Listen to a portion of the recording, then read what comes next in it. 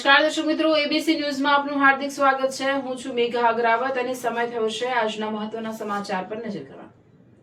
વાવ થરાદ જિલ્લા થરાદ તાલુકાના પડાદર ગામમાં દહેજ વિવાદને લઈને ધીંગાણું સર્જાયું।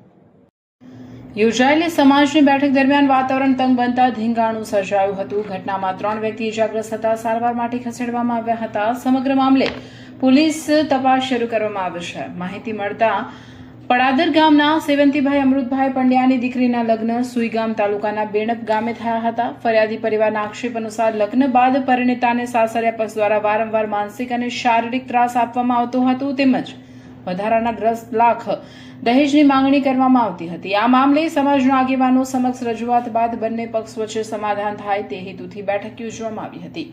ફરિયાદી પક્ષના જણાવ્યા મુજબ બેઠકમાં સાસરિયા પક્ષ તરફથી આશરે 50 થી 60 લોકો હાજર હતા। બેઠક દરમિયાન ચર્ચા ઉગ્ર બનતા ધક્કામુક્કી અને મારામારી સર્જાઈ। ઘટનામાં સેવંતીભાઈ અમૃતભાઈ પંડ્યા, પ્રદીપભાઈ સેવંતીભાઈ પંડ્યા તથા જીગરભાઈ ઇજાગ્રસ્ત થયા હોવાનું જાણવા મળ્યું છે। ઇજાગ્રસ્તોને સારવાર માટે હોસ્પિટલ ખસેડવામાં આવ્યા હતા। ઘટનાની જાણ થતાં પોલીસ સ્થળ પર પહોંચી હતી અને સમગ્ર મામલે તપાસ હાથ ધરી છે। ફરિયાદી પરિવાર દ્વારા દહેજની માંગણી, પરિણીતાને થયેલા ત્રાસ અને હુમલામાં સંડોવાયેલા લોકો સામે કડક કાનૂની કાર્યવાહી કરવાની માંગ કરવામાં આવી છે। રિપોર્ટર વર્ષાભાઈ વાલડિયા, વાવ થરાદ।